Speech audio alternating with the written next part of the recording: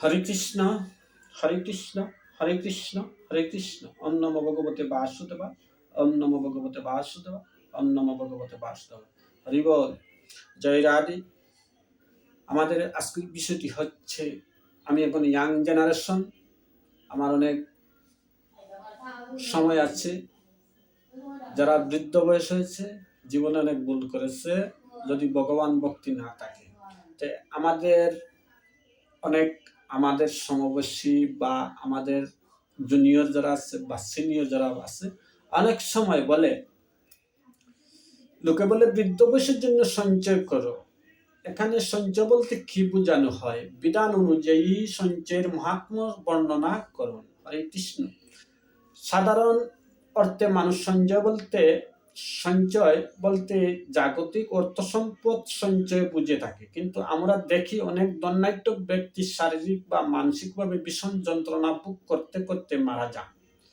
তখন তার অর্থ সম্পদ কোনো কাজেই আসে না। তাছাড়া জড় সম্পদ নিঃসন্দেহ ক্ষণস্থায়ী, আর যা আমার এক সময় তা আমার ছিল না, আবার এক সময় তা অন্য কারো হবে অথবা বিনষ্ট হবে। গৃহস্থের যদিও কিছু অর্থ সঞ্চয়ের নির্দেশ শাস্ত্রে রয়েছে, কিন্তু প্রকৃতপক্ষে তার চেয়েও উন্নত কিছু আমরা সঞ্চয় করতে পারি। তবে কি তা পূর্ণ সঞ্চয় না।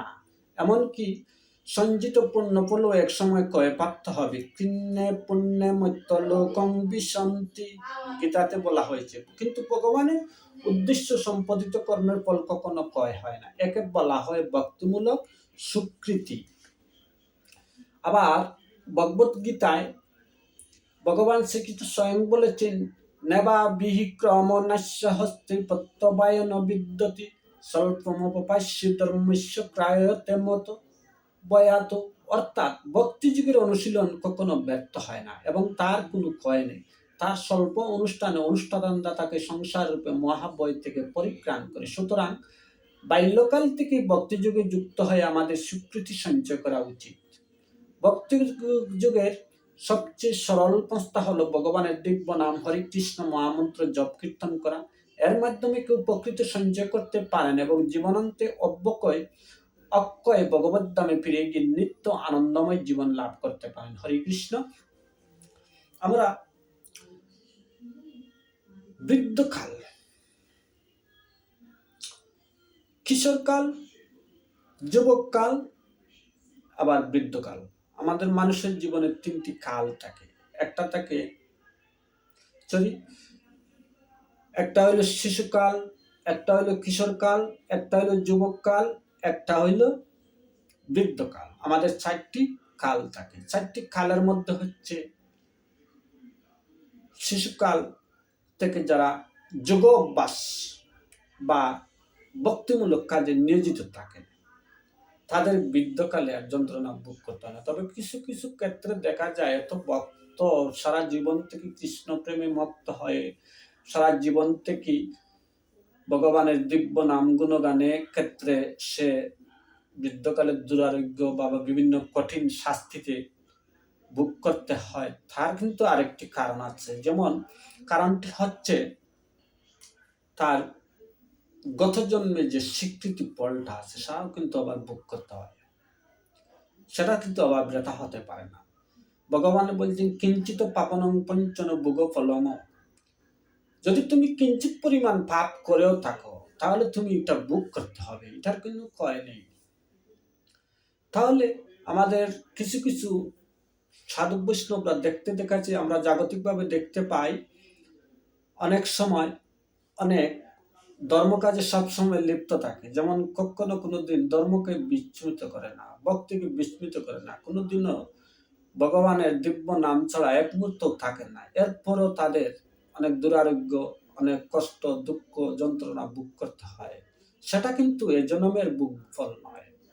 এটা হচ্ছে পূর্বজন্মের স্বীকৃতি। অনেক পূর্বজন্মের স্বীকৃতি বা পূর্বজন্মের পাইব্যগুলো সে কিন্তু এই জন্মে ভোগ করতে হয়।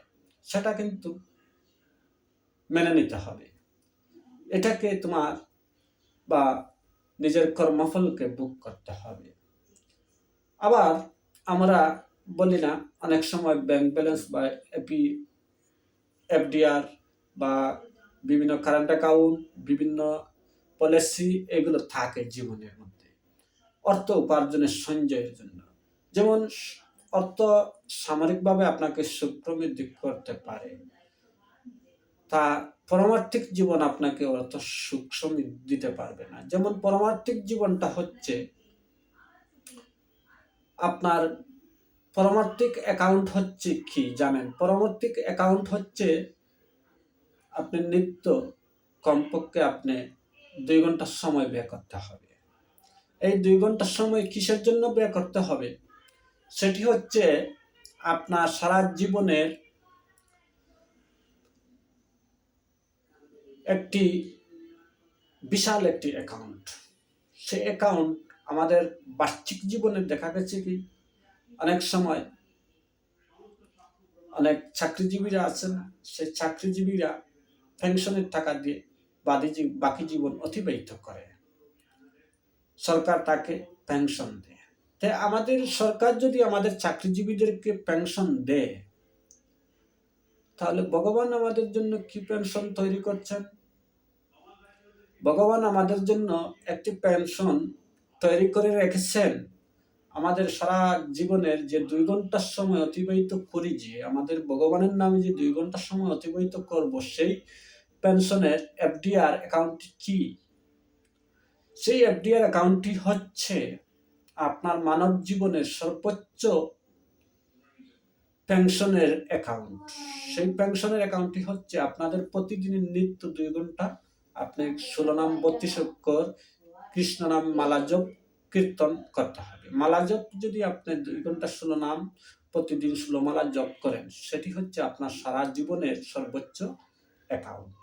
সেই অ্যাকাউন্টে আপনি যদি প্রতিদিন 2 ঘন্টা ব্যয় করে সেই মালা জপ অষ্টমালা জপ করে সঞ্চয় করেন, তাহলে পরমার্থিক জীবনে আপনার আর কোনো দুর্গতি হবে না। সেই দুর্গতির থেকে আপনি মুক্তি হবেন। আপনার পরবর্তী জীবনে আপনি সেই অ্যাকাউন্টের পূর্ণ ফল থেকে আপনি সব সময় সুখ স্বাচ্ছন্দ্যে জীবনযাপন করবেন। হরে কৃষ্ণ। জেনে রাখবেন, আমার চ্যানেলে যত বক্তগণ শুনবেন, আপনারা কাছে আমার সেই মিনতি থাকবে, আপনারা নিত্য সেই মালা জপে লিপ্ত থাকবেন। আপনারা সন্ধ্যার সময় সন্ধ্যা আরতি করবেন, বা যারা সন্ধ্যার সময় অনেক কর্মকাজে ব্যস্ত থাকেন পুরুষরা বা মহিলারা, তো নিত্য গীত একটা সন্ধ্যা আরতি করে। আর যারা পুরুষরা আছে বিভিন্ন কর্মে লিপ্ত থাকে, কর্ম শেষে আপনি যে সময় গৃহে ফিরবেন, সেই সময় আপনি পবিত্রতম হয়ে ঠাকুর ঘরে ভাগবত প্রেম লাভ করবেন, এবং তার সাথে আপনি মালা জপটা সেরে নেবেন।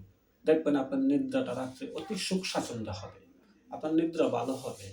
আবার ব্রহ্মমুহূর্তে যদি উঠতে পারেন, আরো সর্বোচ্চ উত্তম। ব্রহ্মমুহূর্তে উঠে যদি আপনি স্নান পানি করে ঠাকুর ঘরে প্রদীপ প্রজ্বলন করেন, ভগবানের শ্রীমৎ ভাগবত গীতা অধ্যয়ন করেন এবং শ্রীকৃষ্ণের গুণগান কীর্তন করেন, দেখবেন সারা দিন আপনার কর্মফলটা ভালো হবে, কর্মকাজটা সফল হবে।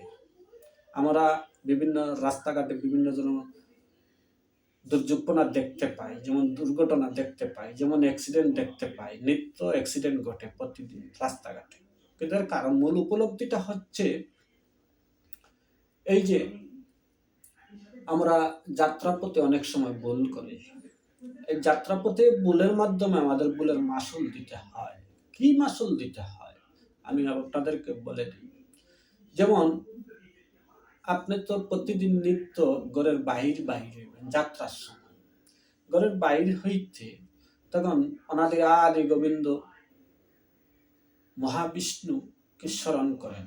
ওম বিষ্ণু শরণায় নমঃ, ওম বিষ্ণু শরণায় নমঃ, ওম বিষ্ণু শরণায় নমঃ, ওম শ্রী নৃসিংহায় নমঃ, ওম শ্রী নৃসিংহায় নমঃ, ওম শ্রী নৃসিংহায় নমঃ। এই 3টা স্তব করতে হবে যাত্রার সময়। আবার